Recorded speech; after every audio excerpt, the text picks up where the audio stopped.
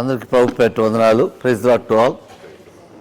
దేవుని వాక్యం నుండి ప్రభు వల్లకు వెళ్ళకుంపు యోహాను సువార్త 5వ అధ్యాయం. యోహాను సువార్త 5వ అధ్యాయం 42వ వచనం అందరం కలిసి చదువుకుందాం. యోహాను సువార్త 5వ అధ్యాయం 42వ వచనం అందరం కలిసి చదువుకుందాం. నేను మిమ్మల్ని పెరుగుదును, దేవుని ప్రేమ మీలో లేదు. దేవుడు లేఖనమును మనకు ఆశీర్వకరంగా దేవునికరంగా చేయనుగాక. చిన్న ప్రార్థన చేసుకుందాం ప్రభు సహాయం కొరకు. పరిశుద్ధులైన తండ్రి, నమ్మకమైన దేవ, యేసు ప్రభు ఘనమైన నామములు, పరిశుద్ధమైన నామములు మీకు వందనాలు చెల్లించుకుంటూ వస్తుంటున్నాం. ఉదయకాల సమయమున ఆరాధనకు మాకు జ్ఞాపకం చేసిన మేము లేఖన భాగాలను బట్టి స్తుతిస్తున్నాం తండ్రి. అవును మా ప్రభా, మరి తో పక్కన కూర్చున్న గుడ్డివాడు మా తండ్రి, పేరుకు జక్కయ్య పవిత్రుడే కానీ దేవా ఆత్మలో పరిశుద్ధత లేదు. భౌతికంగా పరిశుద్ధుడిగా ఉండొచ్చు కానీ అంతరంగంలో పరిశుద్ధత లేదు. అదే స్థితిలో ఉన్న నన్ను కూడా మీరు జ్ఞాపకం చేసుకున్నారు. గుడ్డివాడిని గాను, పరిశుద్ధత లేనివాడిని గాను, మా దేవా పైకి భక్తి లేని వాడిని గాను, దాని శక్తిని ఆశ్రయించిన వాడు గాను, లోకంలో నష్టపోయిన వాడు నన్ను కూడా మీరు ఎతికి రక్షించినందుకు మీకు వందనాలు చెల్లించుకుంటూ వస్తుంటున్నాను. ఈ సమయంలో మా తండ్రి చదవబడిన లేఖనం ద్వారా నన్ను మమ్మలను మేము పరీక్షించుకున్న వారమే యోగ్యమైన రీతిలో మీ యొక్క శిలో రక్త ప్రోక్షణ తెచ్చుకుంటూ మధ్య మీ యొక్క కార్చిన రక్తానికి పొందిన గాయాలు సూచన రొట్టె ద్రాక్ష రసంలో మేము పాలు పొందినట్లుగా మాకు సహాయపడుతున్నామని మీ దాసుని మీ సిలువ చాటును మరుగుపరచమని యేసు ప్రభువును ప్రార్థిస్తున్నాం తండ్రి, ఆమేన్. యోహాను సువార్తలో చాలా మట్టుకు ప్రభు ప్రేమను మనం గమనించవచ్చు. అందుకే మొదటి అధ్యాయంలో 12వ వచనం కావచ్చును, 3వ అధ్యాయంలో 16వ వచనం కావచ్చును, లేఖనంలో చూస్తాం ప్రభు ప్రేమ. లోకంలో మనల్ని ప్రేమించే వాళ్ళలో అత్యున్నతమైన ప్రభు ఒక్కడే. ఎవరు ఎంతకాలమైనా ప్రేమించరు. ప్రభు ప్రేమ మాత్రం నిత్యం నిలుస్తుంది. ప్రభు ఈ లోకంలో వెళ్ళిపోయే ముందు ఒక మాట అన్నాడు.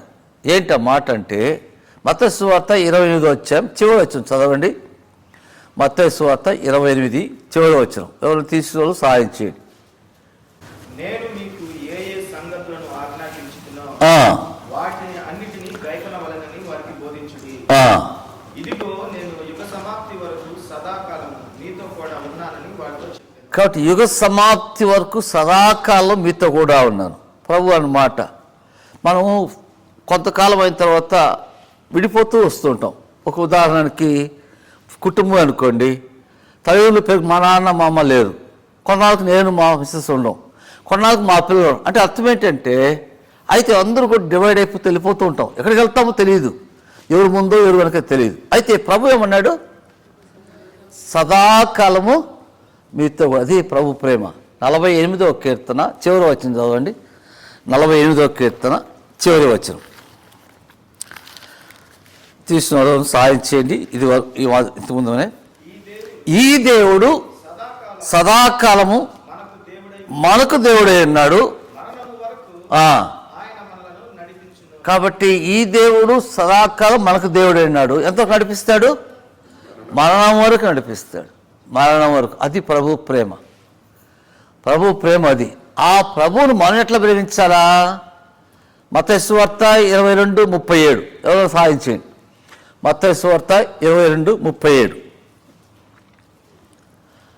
మత్తయి సువార్త 22:37 తీసుకున్నాడు. నీ పూర్ణ హృదయంతోనూ, నీ పూర్ణ ఆత్మతోనూ, నీ పూర్ణ మనస్సుతోనూ. అది ప్రభుని ఎట్లా ప్రేమించాలి? మనము ఆయన పూర్ణంగా ప్రేమించాడు మనల్ని. మనం కూడా పూర్ణ హృదయంతో, పూర్ణ ఆత్మతో, పూర్ణ మనస్సుతో ప్రేమించాలి. ప్రభు ప్రేమకు ఏది కూడా మనం తూకం వేయి చేయలేం. అందుకే బైబిల్ కూడా ఏం చెప్తుందంటే, 1 కొరింథీ 13వ అధ్యాయం చివరి వచనం చదువుకున్నా. 1 కొరింథీ 13వ అధ్యాయం చివరి వచనంలో ఒక మాట ఉంది. 1 కొరింథీ కాగా ఈ 3 నిలుస్తుంది. వీటిలో శ్రేష్టమైనది ఏంటి? ప్రేమ. వీటిలో శ్రేష్టమైనది ప్రేమ. బైబిల్ అంతట్లో ఉన్నదే ఉంది. కాబట్టి దేవుని సన్నిధిలో దేవుడు ఇక్కడ మాకు జ్ఞాపకం చేస్తున్న మాట ఏంటంటే, నేను మిమ్మల్ని ఎరుగుదును, అయితే దేవుని ప్రేమ మీలో లేదు. పవిత్రులను చెప్పుకుంటూ వాక్యంలో ఆరాధనలు చూసాం, కానీ పవిత్రులము కాము. అదేవిధంగానే దేవుని ప్రేమ రుచి చూచినాము, కానీ మనలో దేవుని ప్రేమ లేదు. రుచి చూచితే తేనె తీయగానే ఉంటుంది. తిన్న తర్వాత ఆ తేనె మన హృదయంలోకి పోయిన తర్వాత అదే తేనె, ఆ తేనె ఎంత తీయగా ఉన్నది అనేది మనం గ్రహించక దాన్ని తుదికించే ఉండకూడదు. ప్రభు ప్రేమ అనేది ఎక్కడ చేయలేం, అంతగా ప్రేమించాడు ఆయన. అందువరకే నేను చాలాసార్లు ఎక్కడ పోతే ప్రభు ప్రేమను మర్చిపోకుండా ప్రభు ప్రేమను ధ్యానిస్తాను ఎక్కువ. మొదటి యోహాను రాసిన పత్రికలో 4వ అధ్యాయంలో 19వ వచనంలో గమనించాడు. ఎవరు చదవండి? మొదటి యోహాను 4:19. మొదటి యోహాను 4:19. ఆయనే మొదట మనల్ని ప్రేమించను. కాబట్టి ఎవరు మనల్ని ప్రేమించలేదు, కానీ ఆయనే మొదట మనల్ని ప్రేమించను. మనల్ని ప్రేమించిన వాడు ఆయనే. ఎట్లా చెప్పగలమంటే, సృష్టి యావత్తు కలుగు చేసినప్పటికీ దేవుని ప్రేమ మానవుని పట్ల ఉంది. మానవుని కలుగు చేసిన విధములోనే గొప్ప ఉంది. అది అంటాడు, ఆయన ఎలా సృష్టించాడో అవయవాలు ఎలా నిర్మించాడో ఊహించలేం, వర్ణించలేం. ఈ మానవుని శరీరములో ఏ అవయవం ఎక్కడ ఉండాలా, ఏ అవయవం ఏ పని చేయాలా దేవుడు చక్కగా చేసి దాన్ని ముగించాడు.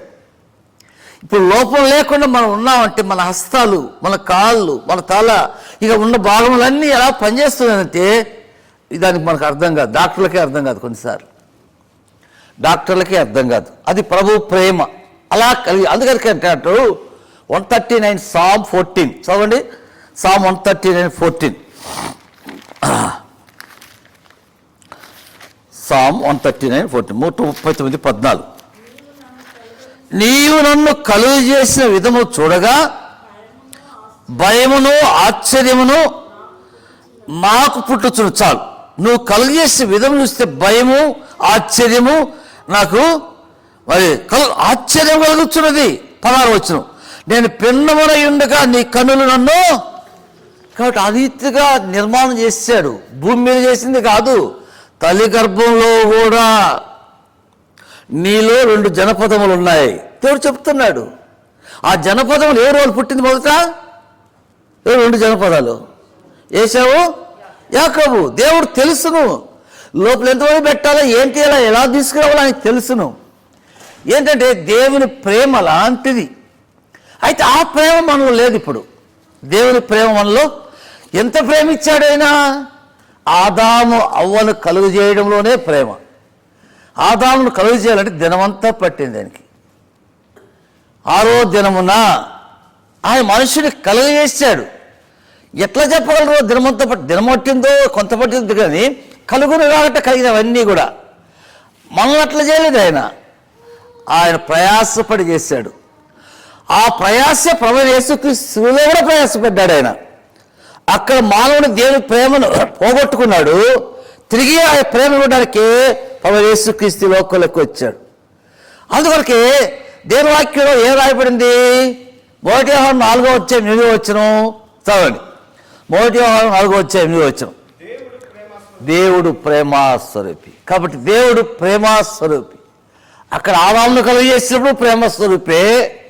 ప్రభువైన యేసుక్రీస్తుని లోకం పంపి శిలువలో రక్తం కార్చినప్పుడు కూడా మనల్ని ప్రేమించాడు ఆయన మనల్ని ప్రేమించాడు. మనల్ని ప్రేమించే శిలువలో గాయపరచబడ్డాడు. మన ప్రేమించే ఉమ్మి వేసుకున్నాడు. అంటే అర్థం ఆయన వేసుకోలేదు, వేశారు. ఆయన మనల్ని ప్రేమించే ఆయన దెబ్బలు తిన్నాడు. ఆయన మనల్ని ప్రేమించే కొరత సహించాడు. ఎంతవరకు సహించాడంటే చివరి బొట్టు రక్తం కార్చేంతవరకు సహించాడు. It is God's love. ఆయన ప్రేమకు మనం ఏది జతపరచలేం.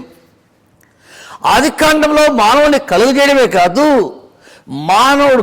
మ్యాన్ ఈజ్ అలోన్, మానవుడు ఒంటరి వాడు.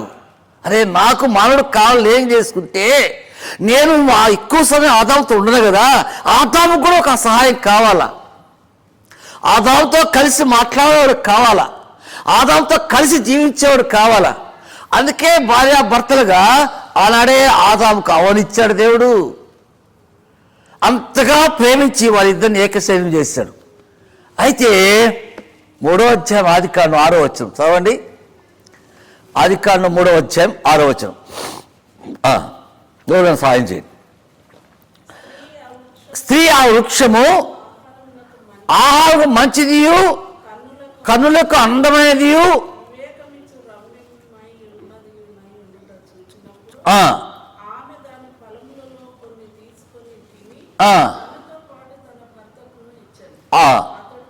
అంటే అర్థం ఏంటి ఇక్కడ? ప్రభు దేవుడు ఏదైతే తినవద్దన్నాడో దాన్ని తిన్నారు, ఇద్దరు తిన్నారు. అంటే అర్థం ఏంటి? ప్రభు ప్రేమ కంటే వాళ్ళకి ఏమి ఎక్కువైంది? ఆజ్ఞ తృణీకరించి పండు తిన్నారు. అంటే ఇప్పుడు ఆజ్ఞ అతిక్రమం ఏంటి? పాపం. అంటే మానవుడు ఎవరి ప్రేమ కోల్పోయినాడు? దేవుని ప్రేమను కోల్పోయాడు. చాలా జాగ్రత్తగా ఉండాలి మనం. దేవుణ్ణి ఊరుగా ఆషామాషిగా ప్రేమించకూడదు మనం. దేవుణ్ణి అందుకే 22-37 ఆ మాట అన్నాడు యేసు ప్రభు. మన హృదయం తెరిస్తే ప్రభుకి ఆ స్థానం ఉండాల. హృదయంలో ఏ స్థానము? ప్రభువును ప్రేమించే స్థానం ఉండాల. అక్కడ ఆదామవ్వలు దేవుని ప్రేమను కోల్పోయాడు. యోహాను సువార్త 15వ అధ్యాయంలో 10వ వచనం ఒక మాట ఉంది. యోహాను సువార్త 15వ అధ్యాయం 10వ వచనం. యోహాను సువార్త 9వ వచనం ప్లీజ్.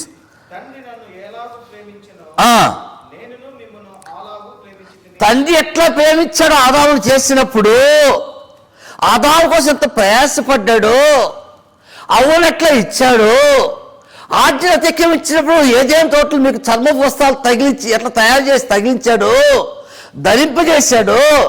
ఇప్పుడు నేను అదే విధంగా ప్రేమిస్తున్నా. ఎట్లా మీ కొరకే రక్షణ వస్త్రాలు ఇవ్వడానికి వచ్చినా, నీతిని పైబట్టడానికి వచ్చినా, మీకు వస్త్రం కప్పుతున్నా, ధరింపజేస్తున్నా. తండ్రి ఎట్లా ప్రేమించాడు, నేను అట్లే మిమ్మల్ని ప్రేమిస్తున్నా. తండ్రి మనకంటే ఎక్కువ దేన్ని ప్రేమించాడు? ప్రభు మనల్నే ప్రేమించాడు. ఆయన తండ్రికి లోబడ్డాడు, మనల్ని ప్రేమించాడు. అందుకే తండ్రి ప్రభుని లోకంలోకి పంపించాడు. ఆయన ప్రేమ ఏంటో మరలా మానవుని గుర్తు చేయడానికి పంపించాడు. కాబట్టి మళ్ళీ 10వ వచనం, నేను నా తండ్రి ఆజ్ఞను గైకుని ఆయన ప్రేమని నిలిచిన ప్రకారము. అంటే అక్కడ ఆజ్ఞను ఏం చేశాడు? ఆదాము తృణీకరించాడు. ఆజ్ఞ అతిక్రమమే పాపం. ఇప్పుడు ఏమంటాడు యేసు ప్రభు వల్ల? అప్పుడు మిస్ అయినారు, ఇప్పుడు మిస్ కావద్దండి. ఏం మిస్ కాకూడదు? నా ఆజ్ఞను గైకున్నట్లో మీరు ఇసుకోరు. మీరు నా ఆజ్ఞను గైకుంటే నన్ను ప్రేమించినట్లే. ప్రభు ప్రేమ ఎలాంటిదంటే, అందుకే స్పష్టంగా ఆ చిన్న మాట, నేను మిమ్మల్ని ఎరుగుదును, దేవుని ప్రేమ మీలో లేదు. నేను ఈ మాట ప్రిన్స్ బ్రదరు అక్కడికి వెళ్ళాం. అట్లాంటాకి వెళ్ళాం. ఒకరోజు మా పాప వాళ్ళ ఇంటి బ్రదర్ వచ్చారు. అప్పుడు ఈ మాట డిస్కస్ చేస్తూ ఈ మాట ఒకసారి ఎప్పుడన్నా దేవుని సన్నిధిలో ధ్యానించాలని చెప్పాను. గుర్తుందా? ఇంట్లో కూర్చొని. కాబట్టి నేను ధ్యానించినప్పుడు దేవుని ప్రేమ ఎలాంటిది, అప్పటి నుంచి నాకు ఆ మాట అంటే చాలా ఇష్టం. దేవుని ప్రేమ ఎలాంటిది అంటే వివరించలేం, వర్ణించలేం. అందుకే దేవుడు లోకంలో ఎంతో అంటే అన్లిమిటెడ్, ఎంతో ఈ ఛార్జింగ్ రీఛార్జ్ వచ్చాయి చూడు, అన్లిమిటెడ్ అంటారే. ప్రభు ప్రేమ అస్సలు దానికి ఏమి కూడా వెలపెట్టలేము, కొలచలేం, వివరించలేం. అంతగా మనల్ని ప్రేమించాడు ఆయన ప్రేమించినంతగా ఎవ్వరూ మనల్ని ప్రేమించలేదు. ఏదో కొంతకాలం ప్రేమించి వదిలేయడం కాదు, అన్ని లేఖన ఆధారంగానే చెప్తాను నేను. యోహాను సువార్త 13వ అధ్యాయం చాలా చదువుకున్నాం. మొదటి వచ్చిన చదవండి. యోహాను సువార్త 13వ అధ్యాయం మొదటి వచ్చిన.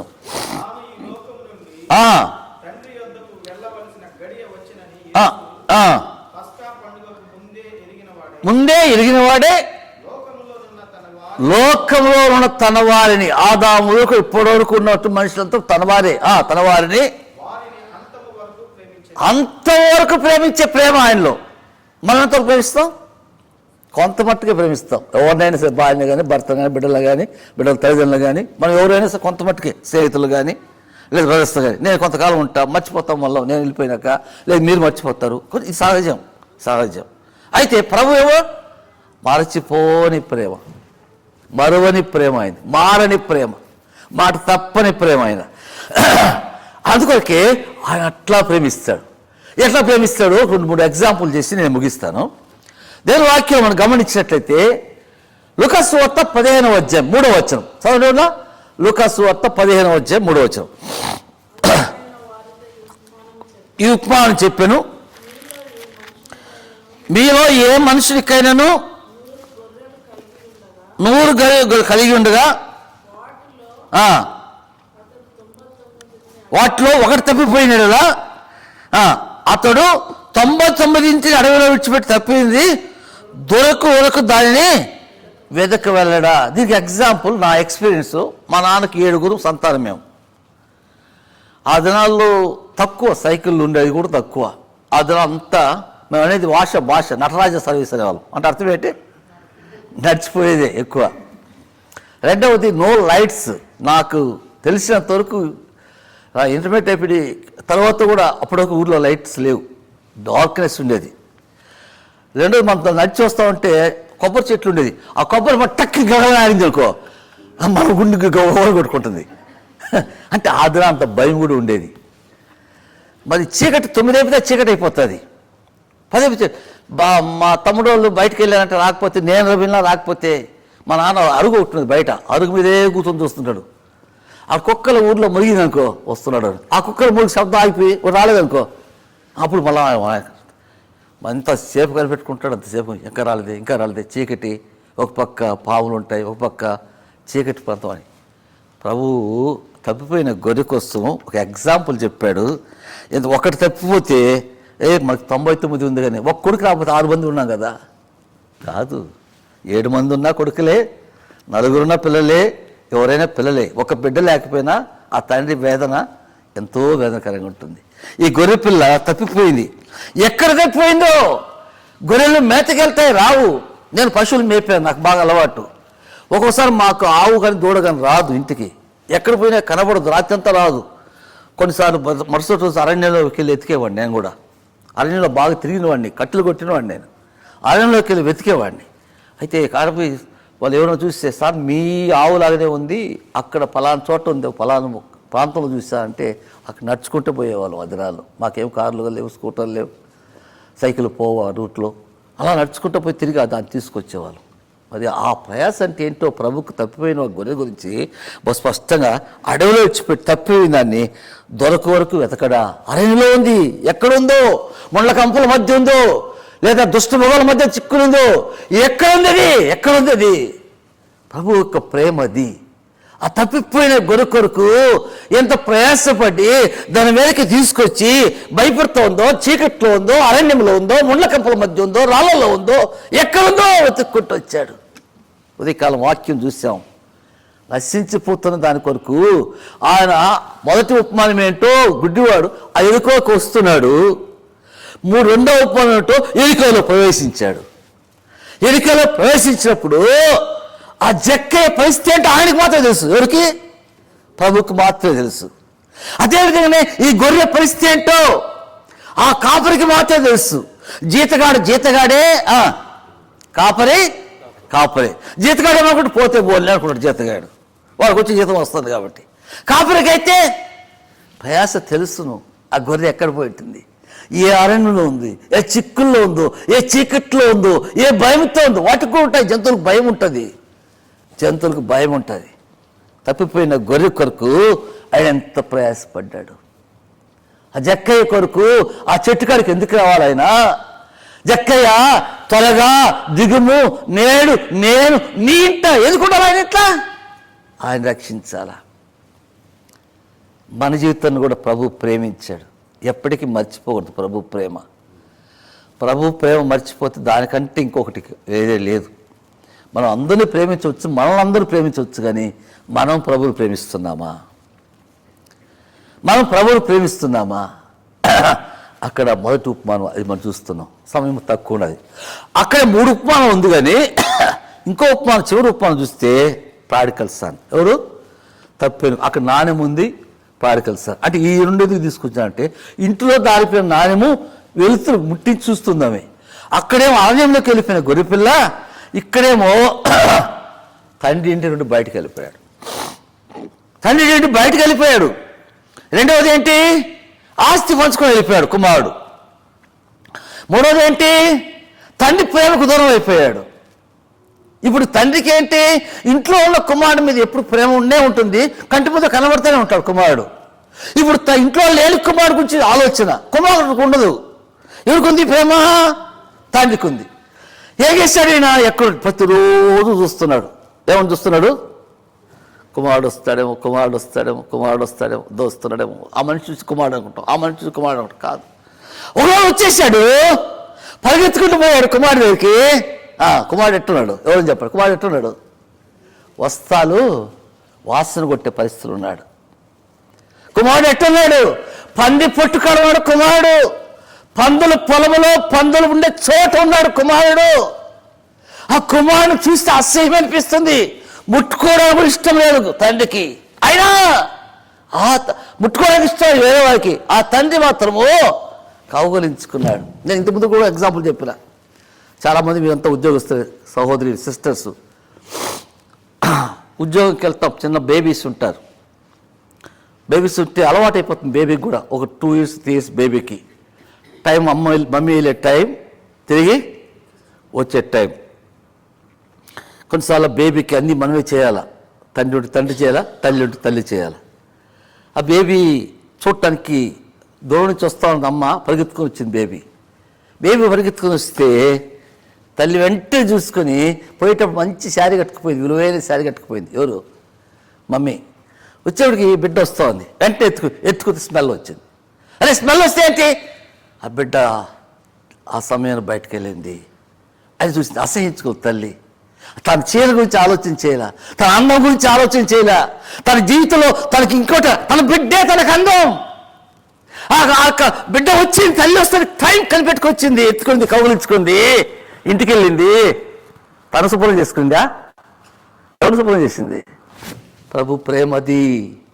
మనం ఎంత దౌర్భాగ్యస్థితిలో ఉన్నామో, ఎంత పడే పరిస్థితిలో ఉన్నామో, ముట్టుకోవడానికి యోగ్యత లేని స్థితిలో ఉన్నామో, అట్టి వారిని ప్రభు ప్రేమించి మన కొరకు భూలోకానికి వచ్చి మనల్ని ప్రేమించాడు. అందుకే ఆ మాట అన్నాడు శివుడు, తండ్రి వీరేమి చేస్తున్నారు, వీరేం చేయాలా? శిక్షించన్నాడా? క్షమించు. That is love of God. అందుకే ఇక్కడ అంటున్నాడు యోహాను సువార్తలో. ఏమన్నాడు యోహాను సువార్తలో? నేను మిమ్మల్ని ఎరుగుదును, దేవుని ప్రేమ మీలో లేదు. దేవుని ప్రేమ మీలో లేదు. బస్ స్పష్టంగా జ్ఞాపకం చేస్తున్నాడు.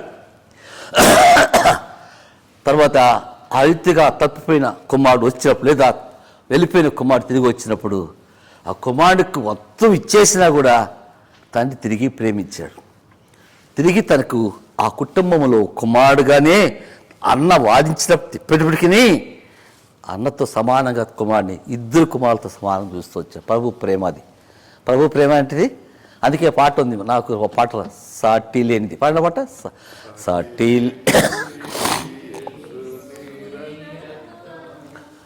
పాములు కడుగును ప్రియుడా, పాపమును కడుగును.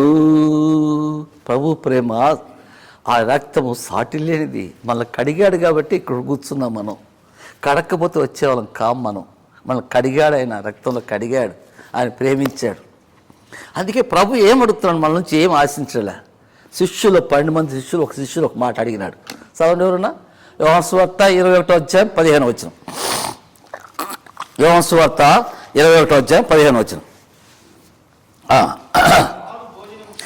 వారు భోజనం చేసిన తర్వాత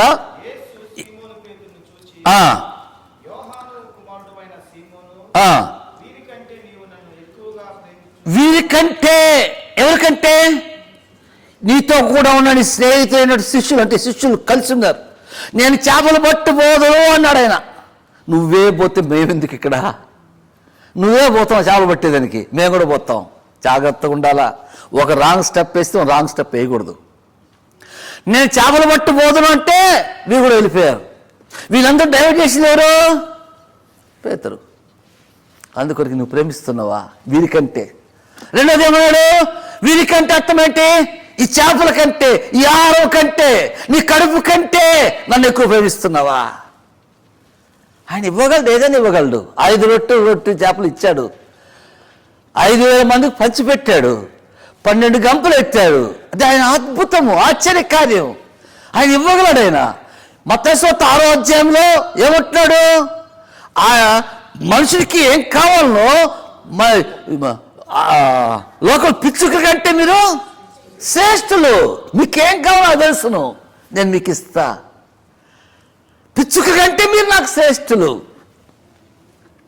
అయితే ఇక్కడ సీమోను, నన్ను ప్రేమిస్తున్నావా? సీమోను మాట ఏమన్నాడు? అవును ప్రభా, నేను నిన్ను ప్రేమిస్తున్నా, నీవే ఎరుగుదు. లేదు, ఇంకా రాలా, పూర్తి ప్రేమ రాలా. చెప్పాడు కానీ ఇంకా లోపల అంతరంగంలో నుంచి రాలి, నోటితో చెప్పాడు ఆ మాట. రెండో మాట చదవని. మొదటిసారి అడిగినప్పుడే కరెక్ట్గా వచ్చింటే ఆన్సరు, రెండోసారి అడగాల్సిన దేవుడు తెలుసును. సీమోలు ఇంకా ప్రేమ పూర్తిగా నా మీద లేదని అర్థం. రెండోసారి మళ్ళా అడుగుతున్నాడు. మొదటిసారి నోట్లోంచి వచ్చింది, ఏదో చెప్పాలి, గొంతులోంచి బయటకు వచ్చింది. పేతుని ఎట్లయినా సరే, దీనికి అంతటి కారణం పేతురే. ఈ పేతుని సరిచేయాల. అందుకే పేతురు ఎప్పుడంటే ఇప్పుడు అడగలే. పేతురికి ఆహారం అవసరం తెలిసి ప్రభు వారికి ముందు భోజనం పెట్టి, భోజనం తిన్న తర్వాత మళ్ళీ మాట్లాడుతున్నాడు. భోజనం తిన్న తర్వాత మాట్లాడుతున్నాడు. ఎక్కడి నుంచి వాళ్ళు పట్టిన చేపలు కాదు, పట్టకుండిపోయి అక్కడ నిప్పుల మీద ఏమన్నా రొట్టెను చేపలు ఉన్నాయి, సజీవంగా సమర్పించుకున్నాయి. నీకు కావాలంటే ఏమని ఇస్తాను పేతురు, నువ్వు నన్ను ప్రేమించు. ఆఖరికి మూడోసారి అడుగుతున్నాడు. చూడండి ఒక మాట, 17వ వచనం.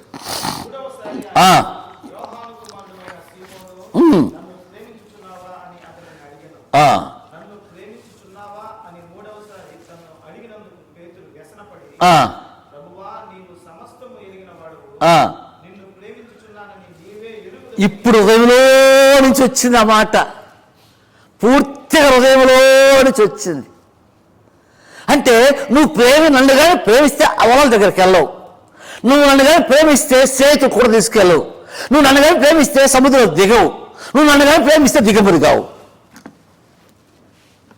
ఎన్ని క్యారెక్టర్స్ వచ్చాయి ఉండి అక్కడ. పేతురు ప్రభువును మర్చిపోయే కాడికి లాస్ట్ స్టేజ్ అది నేకెడ్, అంటే దిగంబరి.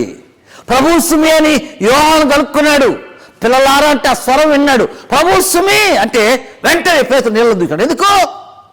దిగంబరత్వంతో ఉన్నాడు. ప్రభువును ప్రేమించకపోతే ఏ విశ్వాసికైనా, ఏ సేవకుడికైనా, ఏ పరిచారకుడికైనా, ఎవరికైనా ప్రభువును ప్రేమించే ఆ మనస్సు, ఆ హృదయం లేకపోతే దిగంబరత్వమే.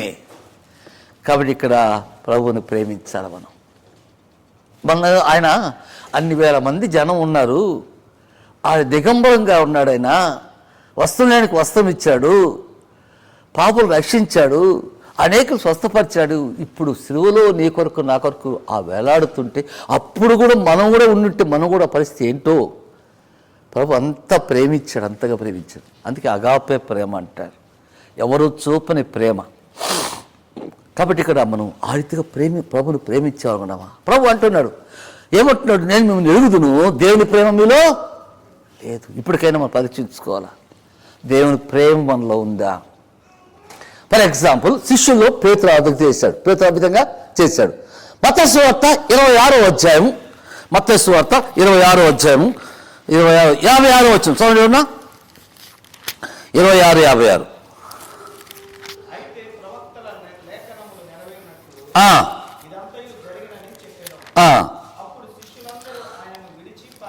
శిష్యులందరూ ఆయన విడిచి, ప్రభుత్వం కూడా అంట పేతురు అన్నాడు, అందరూ విడిచినా నేను విడిచిపెట్టినాడు. అసలు దొంగ ఆయన, అందరూ విడిచినా నేను విడిచిపెట్టినాడు. శిష్యులందరూ పారిపోయారంట. ఎంత బాధేసి ఉంటుంది ప్రభుకి. ఆయనకి ఎవరు లేరు, ఏర్పరచుకున్నాడు 12 మంది, అంటే తండ్రి ఉన్నాడు, భూమి మీద ఏర్పరచుకున్నాడు. అయితే పారిపోయారంట, అందరూ పారిపోయారు. సరే, ఇంకా లేఖనం చూస్తే ఒక ఆయన ఏమో కేవలం 34 ఏం చేసినాడు? ఆయన అమ్మేసినాడు. ఎవరిని? ప్రభువును. ఎవరైనా? యూదా ఇస్కరియోతు 30 నాణాలకి అమ్మేశాడు. అమ్మడం పోతే 30 ఉపయోగపడింది ఆయనకి? ఉపయోగపడలే. ఏం చేసి వాళ్ళ దగ్గరికి వెళ్ళాడు. ఎవరి దగ్గరికి ఇచ్చారో వాళ్ళ దగ్గరికి పోయాడు. అయ్యా నాకు వద్దు, ఇంతే మాకు సంబంధం లేదా డబ్బుతో, నువ్వేమన్నా చేసుకుంటే. పడేశాడు, త్వరగా పోయినాడు. ఏం చేసినాడు? ఊరేసుకున్నాడు. ఎక్కడికి పోయిండాలి? ఇంకా ప్రభు ఇంకా చనిపోలే అప్పటికి.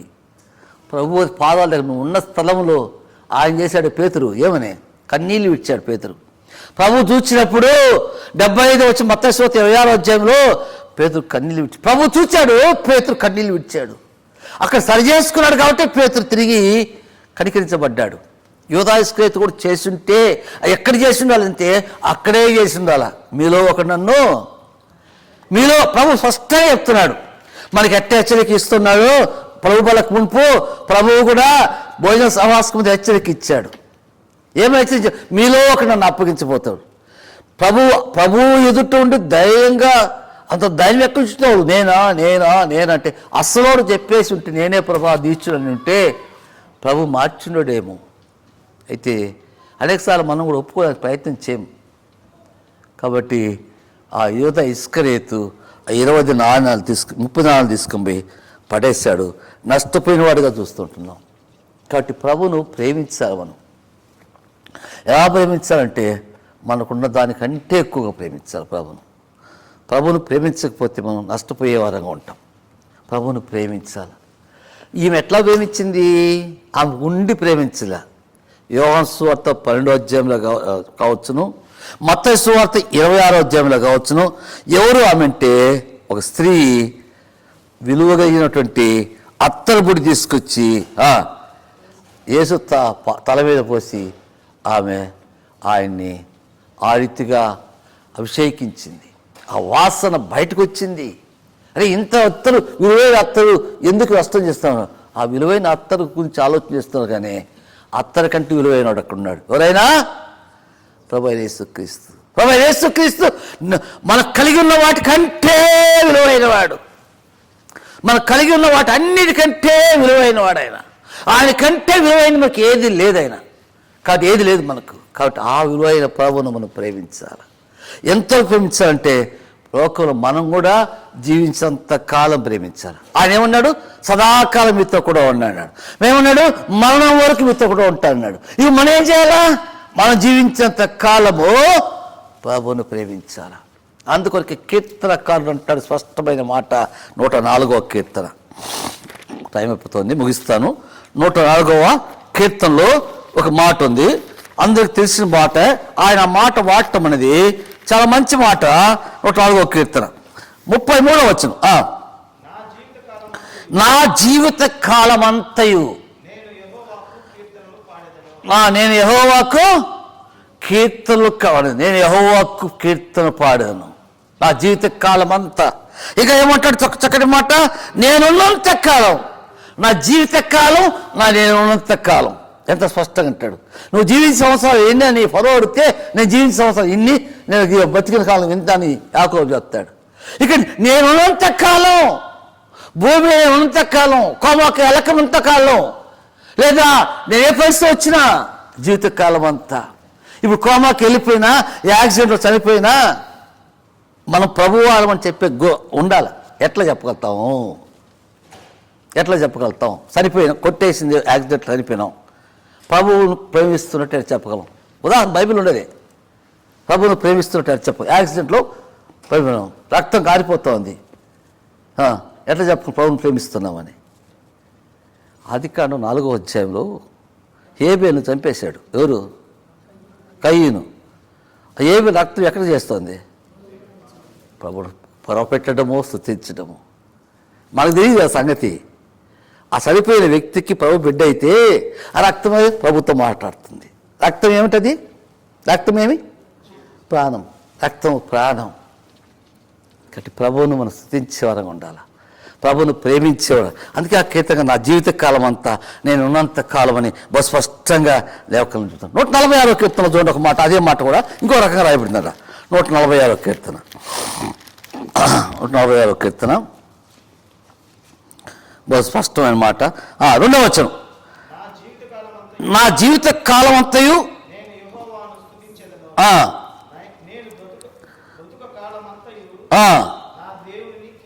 నేనున్నంత కాలం. అక్కడ రాస్తాడు ఏమంటాడు? నా బ్రతుకు కాలం అంతా. అందుకే ఆయన అన్నాడు పౌలు, నా మట్టుకు అయితే బ్రతుకుట క్రీస్తే, చావు అయితే అంటే అర్థం, బ్రతుకులో నా ప్రభువే, చావులో కూడా నా ప్రభువే. ఇక్కడ బ్రదర్ చెప్పాడు మాట, ప్రభువా అన్నాడట. ఎవరు? జక్కయ్య. తోమ అన్నాడట ప్రభువా అని. ఇంకో ఆ మాట రాసిన ఆయన ప్రభువా అన్నాడు.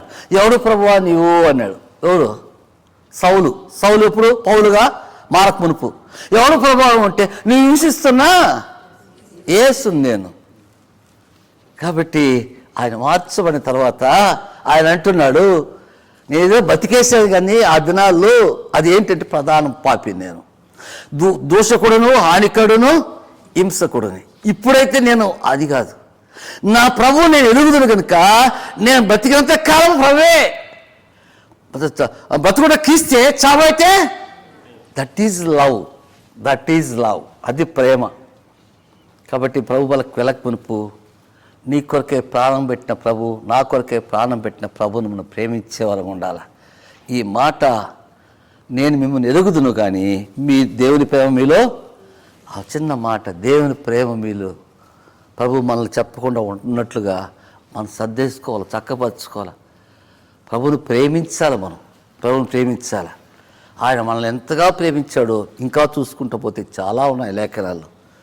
ఈ అంత్య దినాల్లో ఉన్నాం, రాకడ దినాలు ఉన్నాం. లేదా ఎక్కడ చూసినా రోడ్డు ప్రమాదాలు ఎక్కువైనాయి, ఆకాశంలో ప్రమాదాలు ఎక్కువైనాయి, నీళ్ళలో ప్రమాదాలు ఎక్కువైనాయి, నడిచి వెళ్తున్న ప్రమాదాలు ఎక్కువైనాయి. ఏ ప్రమాదంలో ఎక్కడ పోయినా కూడా ఆ మినిట్, ఆ మూమెంట్, ఆ సెకండ్ ప్రభు దగ్గర ఉండేట్టుగా ప్రభువుని ప్రేమించాలి మనం. ప్రభు ప్రేమిస్తే మనకు ఆ సెకండ్స్ మన విడిచిపెట్టి వెళ్ళి వారికి దుఃఖకరంగా ఉంటుంది. కానీ మనం ప్రభులో ఉంటే మనకు మాత్రం ప్రభు వాడబారిని మహిమా కిరీటం, అక్షయ కిరీటం ఇస్తాడు. ఎప్పుడూ మనం ప్రభును ప్రేమించినట్టయితే. కాబట్టి మనం ప్రభు సీమోన్లాగా ప్రభు దగ్గర రావాలి, ప్రభుని ప్రేమించాలి. నేను నిన్ను ప్రేమిస్తున్నాను, లేదు నువ్వే ఎదుగుదు ప్రభు అంటే అప్పుడు నా గొర్రెలను కాయ, నా గొర్రెలను మేపు, నా గొర్రెలను చూడంటే అప్పుడు పేతురు యోహాను కలిసి అపోస్తల కార్యములు సువార్త ప్రకటిస్తే 3,000 మంది 4,000 మంది రక్షింపడుతూ వచ్చారు. ఎంతో చక్కగా వచ్చింది. అంత మాత్రమే కాదు, చెరసాల్లో ఉన్నా భయపడలేదు పేతురు. అంతకుముందు యాకోబు చంపడ్డాడు అన్నా కూడా భయపడలేదు. పేతురు భయపడేవాడు, భయపడలేదు. హాయిగా నిద్రపోతున్నాడు. కాబట్టి జ్ఞాపకం చేసుకోవాలా, మనం ప్రభుని ప్రేమిస్తున్నాము లేదు. నువ్వు నిజంగా ప్రభుని ప్రేమిస్తుంటే ఆటంకరమైంది, అభ్యంతకరమైంది, ఆయాసకరమైంది ఏదైనా ఉంటే అందులో పాల పొందకు మునిపి మనం సరి చేసుకొని ప్రభు ప్రేమ కలిగిన వారే, ప్రభు ప్రేమతో నింపబడిన వారమే అందులో పాలు పొందితే ప్రభు కూడా మనతో సంతోషిస్తాడు. ఆ రీతిగా ప్రభు మనం సాయం చేయాలి.